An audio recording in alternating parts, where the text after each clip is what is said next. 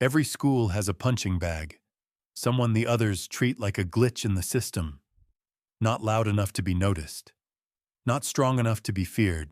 At East Ridge High, that person is me, Eli Moreno, Junior. Top of my class in every subject that doesn't involve social interaction. They trip me in the hallway, laugh when I drop my books, mock the way I mumble, post AI-generated memes of my face on burner accounts with the caption, "Autistic Terminator."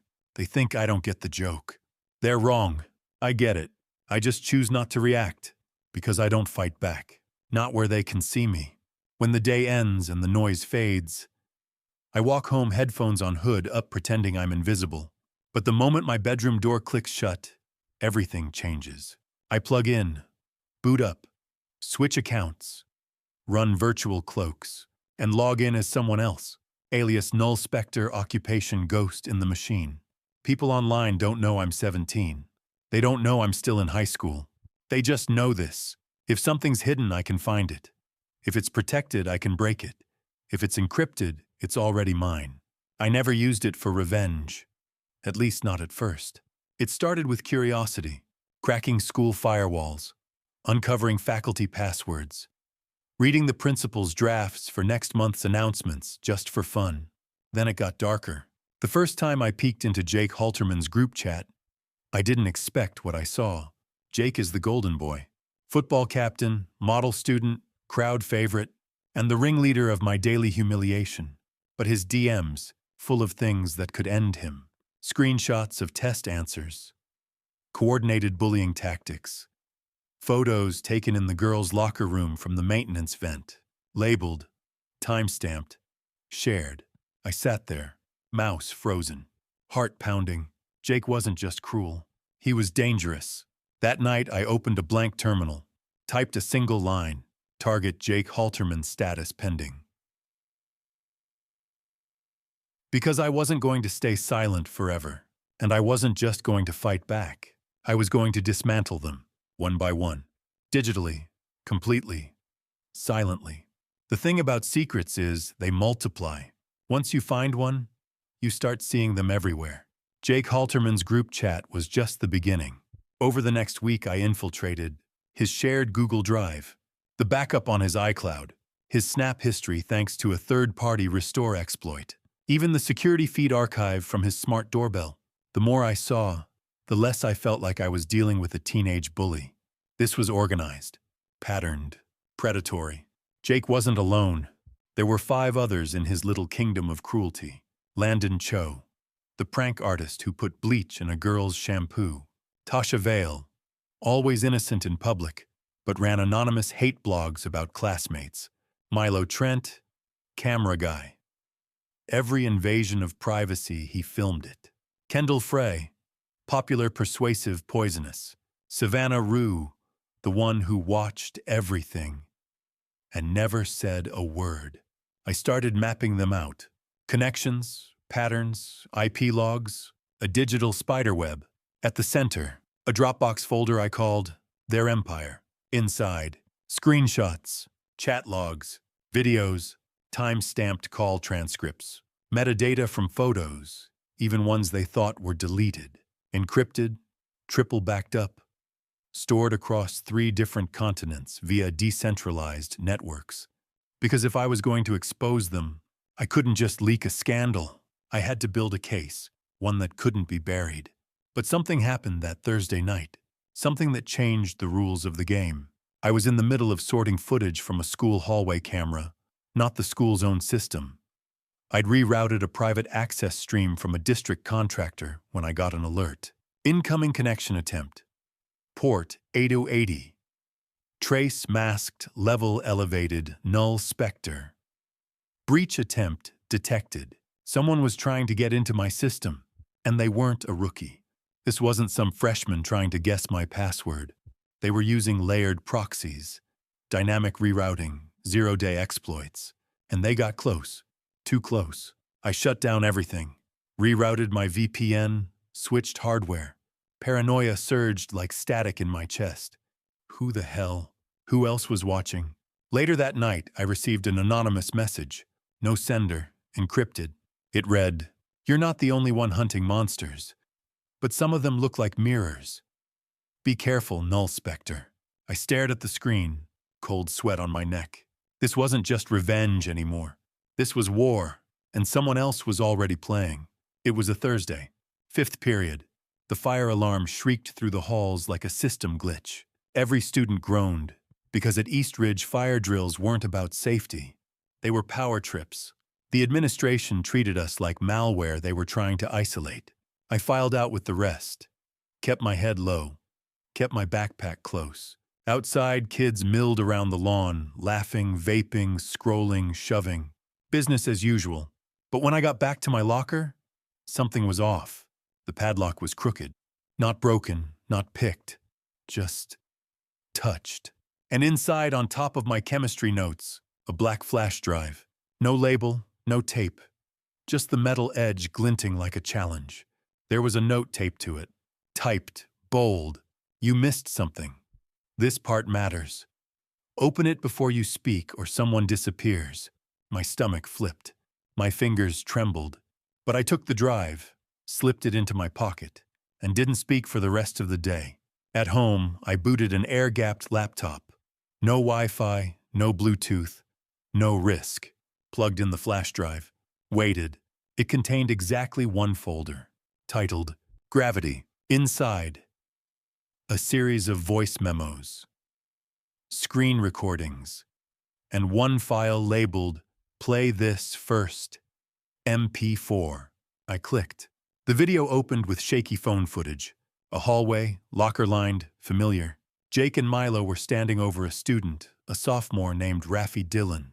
Quiet, kept to himself, obsessed with astronomy. Rafi was cornered, breathing fast, clutching a sketchbook. Jake leaned in. "You gonna tell anyone what you saw?" I didn't mean to see it." "Then forget it," Milo said. "Or we'll make sure your telescope ends up in orbit without you." The screen went black. Then a date appeared. April 18th, 7:42 a.m. That was 2 days before Rafi stopped coming to school. Rumor was he transferred. But I knew now. He didn't transfer. He vanished. And no one noticed. I dug deeper into the folder. Screenshots of messages between Jake, Tasha, and Savannah. Coded language. Mentions of cleanup. Going dark. Protocol gravity. And buried in the metadata, a GPS coordinate. A park near the outskirts of town. Near the old train yard. The place kids go to get lost. I closed the laptop. My hands were shaking. My heart wasn't just pounding, it was warning me. Because this wasn't bullying anymore. This wasn't just about humiliation and control. This was about erasure, making people disappear figuratively or literally when they saw too much. And now I was next. Unless I figured out who sent the flash drive and why they were helping me. Because whoever they were, they knew the game better than I did. And they were sending me a message. Be careful what you try to expose. Some truths are designed to destroy the messenger. I used to think monsters wore Letterman jackets. Turns out some of them wear lanyards. Some of them sign checks. Some of them run the district. After Gravity, I stopped treating this like petty revenge. I built a Graph Connections payments message routes calendars. Not code you'd recognize. Just patterns I could finally see. At the core, Jake and his 5. Orbiting them adults with reasons to look away. Coach Patterson discipline notes edited to horseplay on athlete files 6 times in 1 semester. Dr. Keating principal autofilters that forward certain parent keywords, harassment locker room video, to an off-book Gmail alias that never hits the district archive.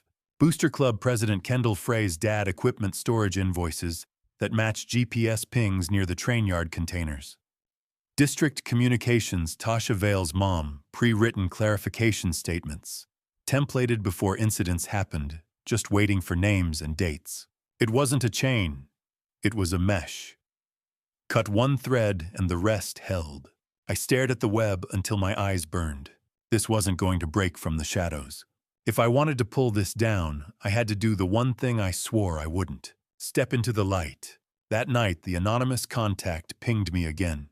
You're mapping the right people. Wrong order. They'll eat a kid to protect a jersey. If you go loud, they go physical. Remember Rafi? I typed back for the first time. Who are you? No reply. Just a second message 15 minutes later. If you insist on loud, build 3 things. 1. A timeline even a bored lawyer can't spin. 2. A mirror they can't delete. 3. A witness they can't smear. The messages vanished. I was alone again. But the blueprint remained. 1. The timeline. I pulled dates, chat logs, edits, GPS drifts, lost complaint emails that never reached the archive. I stitched them like sutures incident, cover note, payment, statement. The pattern repeated so neat it made me sick. 2. The mirror. Not details you need. Just know this, even if they unplugged the district, the story would still post. Anywhere there was a screen, the bones would glow. 3. The witness. That was the part that scared me, because it meant a name, a face, mine. There was only one person on campus I trusted with a truth this radioactive, Nor Alvarez, editor of the school paper. She'd run a story last year about faulty lead testing in fountains. It got pulled within an hour, then resurfaced in a city beat piece with her quotes missing. She remembers what they erase. I caught her in the newsroom, fluorescent lights buzzing like trapped flies. I have something, I said. She didn't laugh me off, didn't flinch, just how dangerous, systemic. Her eyes sharpened. Show me. I didn't give her everything, not yet. I gave her a sanitized spine dates, redacted names, the existence of gravity, the train yard invoices, the principal's filter. Enough to verify without getting either of us buried. She read in silence. Once. Twice. If this is real, she said, they won't just threaten to sue. They'll call you unstable and call me irresponsible. They'll say the kids made it up. They'll find a teacher to nod on TV. I know. So why come to me? I surprised myself with the answer. Because I'm tired of only being real at night. Nor nodded like she understood something I didn't say. School board meets Thursday. Public comment 3 minutes each. Broadcast live. If you want them to choke on their own script, you drop there. And after they try to cut the feed. So we set the mirror. She slid her card across the table. You won't do this alone. I walked home with my hood down for once. The sky was the color of a command line before the cursor blinks. I thought about Rafi's last ping out by the train yard. About gravity. About the way power turns kids into tools and adults into cowards. I thought about the note in my pocket. I'm disappearing this Friday. But I decided to wait. Waiting wasn't an option anymore. That night I pointed a camera at my own face. Recorded a statement with no edits. No voice mod, no warping, no digital bravado. Just Eli. I said my name. I said Jake's. I said Dr. Keating's filter and Coach Patterson's edits and the invoices that smell like bleach and fear. I said Rafi. I said enough. Then I pressed upload to a place they couldn't kill and scheduled a synchronized release with Noor's story and 3 mirrors I hoped I'd never need. At 8:59 a.m. on Thursday, I walked into the boardroom. Parents, cameras, a row of people who liked to smile while nothing changed. Noor sat 2 rows back, pen ready. I signed the speaker card. Eli Moreno. Topic public comment. And for the first time since this started, I didn't feel like a glitch. I felt like the fault that makes a whole system shake. The East Ridge School Board meets on the first Thursday of every month. 7 members. 3 microphones. 0 interest in disruption. They expected budget complaints. Boring questions about vending machines. Maybe a parent whining about woke curriculum. What they got was me. I stepped up to the podium. Adjusted the mic. Held my breath. Behind me, 50-plus parents, Noor, with her phone rolling 2 news cameras. To my right, the board. To my left, Jake and Kendall's parents watching me like I was an ant about to get flicked off the table. I started with the facts. On April 12th, a student named Rafi Dillon reported an incident involving a group of peers. He disappeared from this district 2 days later. Slide 1, a pixelated screen cap of Jake and Milo in the hallway. On April 14th, Coach Patterson rewrote his own report from physical threat to disciplinary misunderstanding. Slide 2, change history log. Timestamps. This is not an isolated case. I was 42 seconds in when I saw Dr. Keating whisper to a staffer. The live feed light flickered red. And then, cut. The screen behind me went black. So did the monitors around the room. "We're experiencing technical difficulty," someone announced from the back. Of course they were. Because when the truth walks in, the first thing they do is kill the mic. But what they didn't know was that silence had a failsafe. Exactly.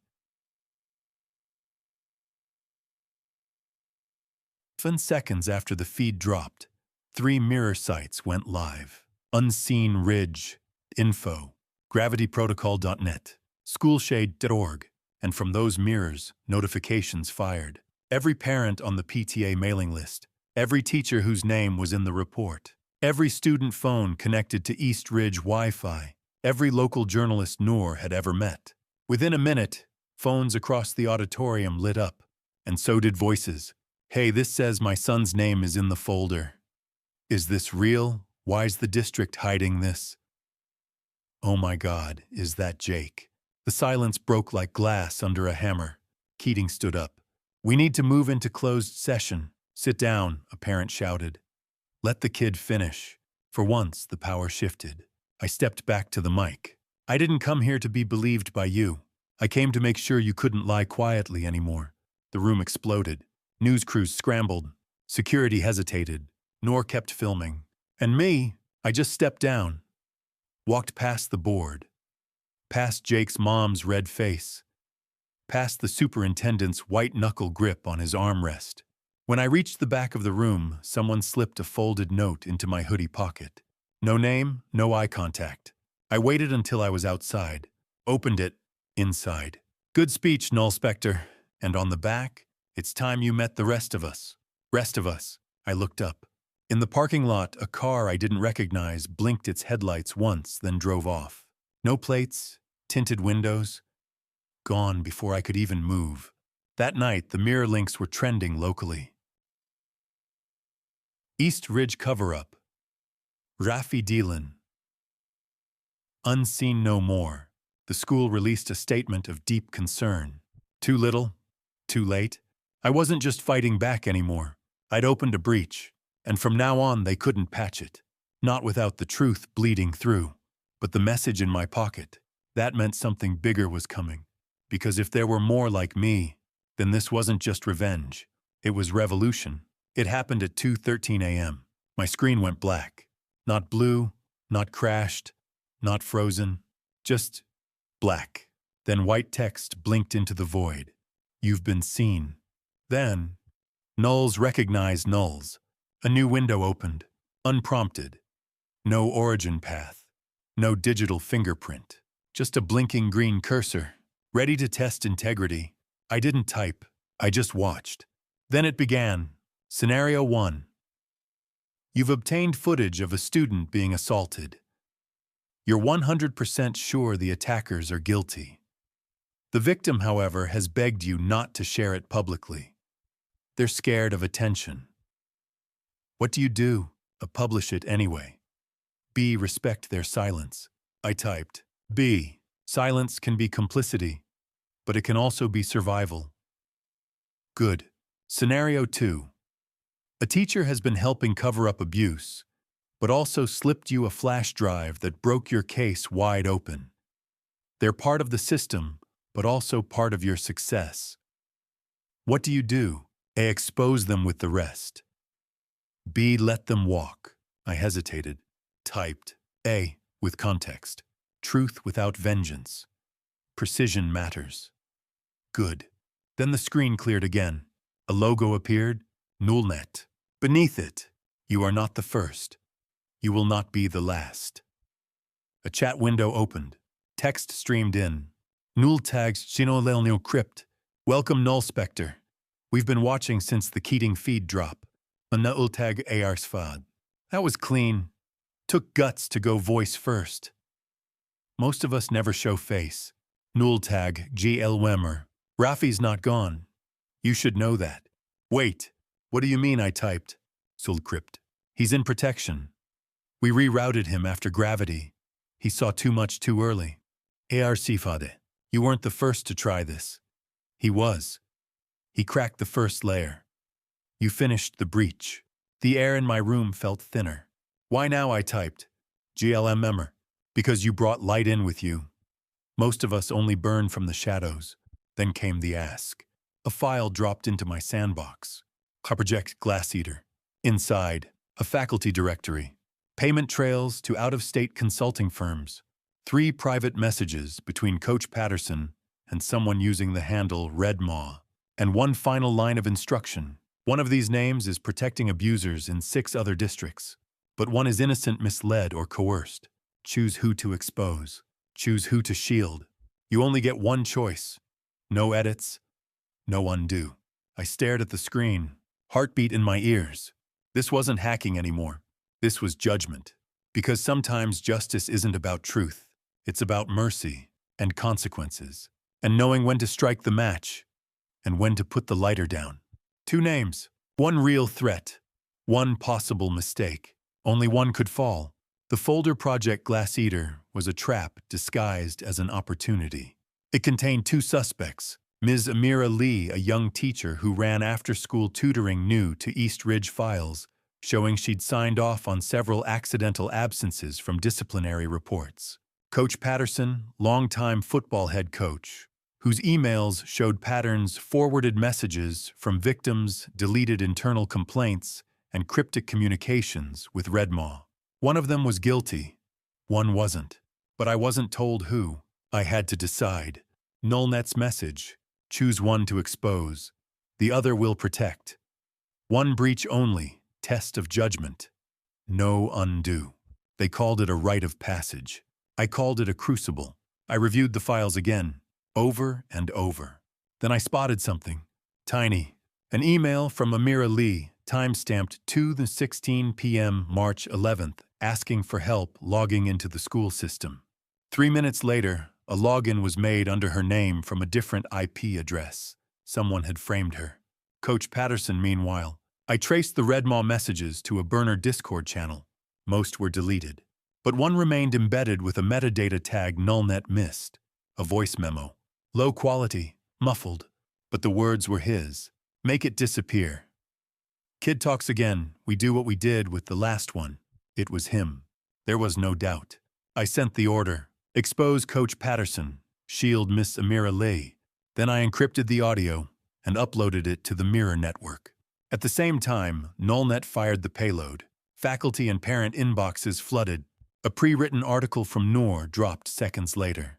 The district ethics board got 6 flagged reports, all timed for 9 a.m. sharp.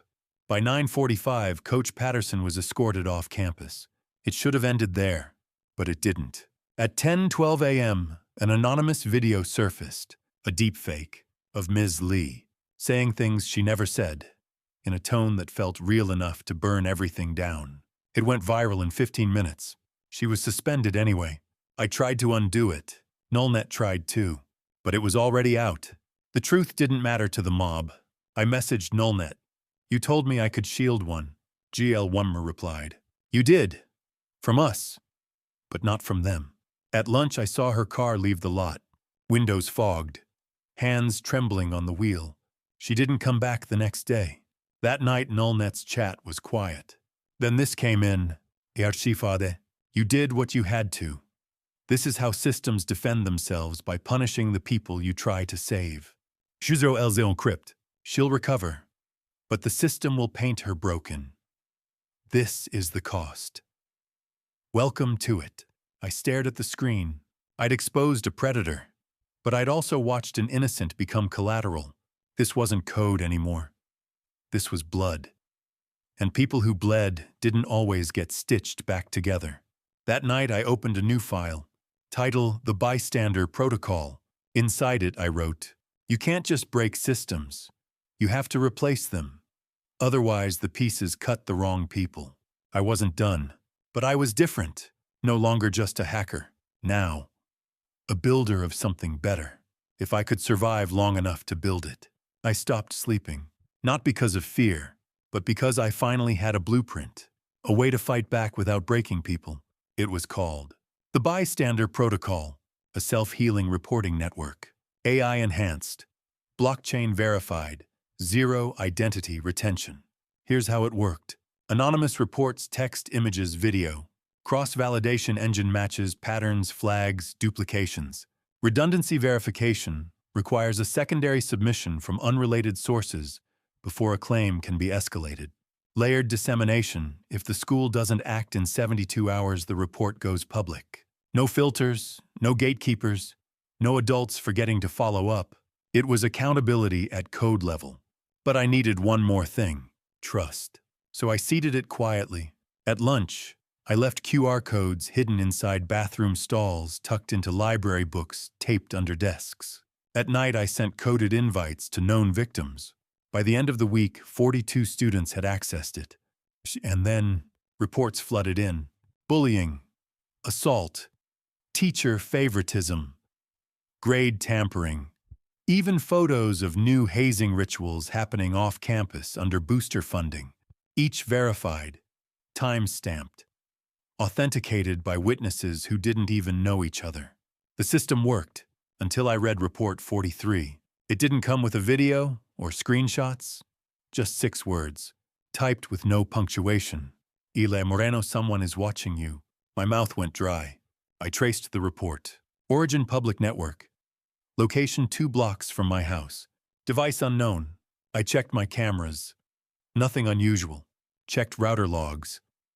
3 new MAC addresses had pinged the block recently. 2 were throwaways.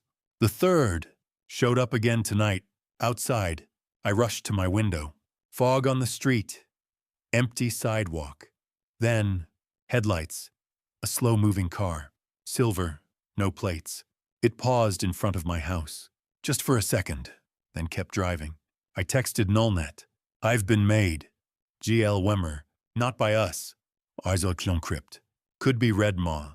He's not just a coach. He has access and reach. ARCFADE. You exposed a network. They'll want leverage. You're the leak they can't plug. Yet, I started to type, "What do I do now?" But I stopped, because I already knew. I opened the Bystander Protocol's main terminal, added a new feature, burn trigger. If the system detects an offline Eli for more than 36 hours, it releases everything. Every folder, every log, every hidden crime. Then I turned off the lights, sat in the dark, listened to the silence, and realized something terrifying. I'd built a tool to protect victims, but now I was one again. The car came back. Same time, same street, same slow crawl. But this time, it stopped, right in front of my house. I didn't freeze. I reached for my pepper spray. Phone in the other hand. Protocol trigger in place. I whispered the words. Initiate fallback code null 1. My laptop blinked. The countdown began. 36 The passenger door opened. A figure stepped out. Not tall, wearing a gray hoodie, backpack slung low, hands visible, palms out. And then a voice, soft, young, cracked like mine used to be. Null Spectre, I'm not here to hurt you.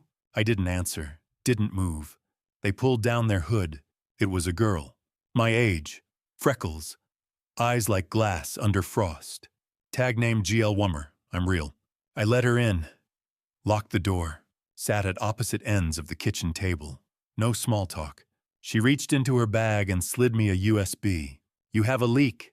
My stomach nodded. The protocol. She nodded. Someone's feeding Redmaw partial reports. Stuff about the teachers. Not the students. Smart. Looks like an internal whistleblower. But they're curating it. Controlling the narrative. I plugged in the drive. Encrypted files. Log comparisons. She wasn't lying. Someone inside my system was bleeding it just enough to keep the real predators hidden. Like trimming the weeds but never pulling the root. Who, I asked. We traced it to one of your validation subnodes. Nullnet. Worse. One of the student logins. One of your 43. She passed me a list of metadata. Times. Access logs. Ping anomalies. At the bottom, username Echo33. I froze. That was Mira, a freshman I'd helped when the protocol launched. She reported a harassment case against a chemistry teacher. I'd cross-checked it myself. It was real. So how? She's real, I said. She submitted real evidence. That's how the best leaks work, GL Wummer said. They start with truth. Then they spoon-feed just enough edited truth to steer the bigger lie. I opened her log profile. The first 5 entries were clean, legit. But the 6th, it mirrored a known Red Maw tactic pattern shadowing. Fake enough like the real to pass, but distorted. My chest hurt. She trusted me, I whispered. She used you, GL Memmer corrected. But maybe not willingly. I looked up. What do you mean? She hesitated. There's a whisper in Nullnet. Red Maw has something called the fork. What's that? It's a social engineering protocol. They don't just threaten you. They offer you a way out. They make you fork, betray one truth to protect another. The realization hit me hard. Mira was compromised. Not a villain, a pawn. And if they got to her, they could get to others. The system wasn't just leaking. It was being fed poison. I stood. We shut it down. We purged the node. Rebuild from core. But GL Wummer didn't move. It's not that simple. She's scheduled to testify against the chem teacher next week. If we pull her now, the whole case collapses. I stared at the screen. 2 paths again. Expose the leak and save the system. Or protect the case and risk Red Maw staying inside longer. No clean choices. Just forks. Everywhere. I didn't get to decide. Not in time. Not before everything burned. At 2:03 a.m., my login was rejected. Null Spectre unauthorized access. Then my backup. Then my mirror sites. Gone. Dead servers. Blacklisted IPs. At 2:09, my phone buzzed. Tasha Vale just posted a video. Over 10,000 views in under 10 minutes. It was me. My face. My room. My voice. Sliced from a live stream I forgot to encrypt. Spliced with out-of-context statements. Overlaid with text. This is the hacker behind the harassment hoax. Eli Moreno dangerous, disturbed, unstable. It hit the local news by sunrise. My school email deactivated. My home address leaked in the comments. Anonymous threats surged by the hour. At 7:11 a.m., I got a single text. From Mira, I'm so sorry. I didn't know they'd use it like that. They promised they wouldn't hurt anyone. They lied. I looked around my room. The terminals, the code, the gear. It was all worthless now. Null Spectre was dead. And Eli Moreno was under siege. GL Wummer called me on burner line. They nuked the mirrors. Hardwired denial of service. Real-time AI scrubbing. This isn't amateur hour anymore. It's Red Maw, I said. It's more than Red Maw now. This is corporate. They're going to erase me. She went silent. Then, so don't be erasable. That's when I knew what had to be done. I went live. No aliases. No filter. No hoodie. Just me. Iliam, you've seen a version of me. The one they cut and edited and weaponized. Let me show you the real one. I posted everything. The timelines, the proof, the audio, the fail-safes I'd buried. I tagged every journalist Noor ever worked with. I CC'd the ACLU, digital rights groups, cyber vigilante networks, even a few foreign outlets that specialized in whistleblowers. And then I ended the video with this. My name is Eli Moreno. I was bullied. Then I fought back. Not with fists, not with violence, but with truth. They told me if I stepped into the light, I'd get burned. Maybe. But I'd rather burn than watch others drown in silence. It went viral. Not instantly, but steadily, organically. And people started to care. Not everyone, but enough. Mira testified anyway. With GL Wummer at her side. The chemistry teacher suspended pending federal review. Coach Patterson officially fired. Principal Keating under investigation. Me. I got expelled, but not before they handed me a letter.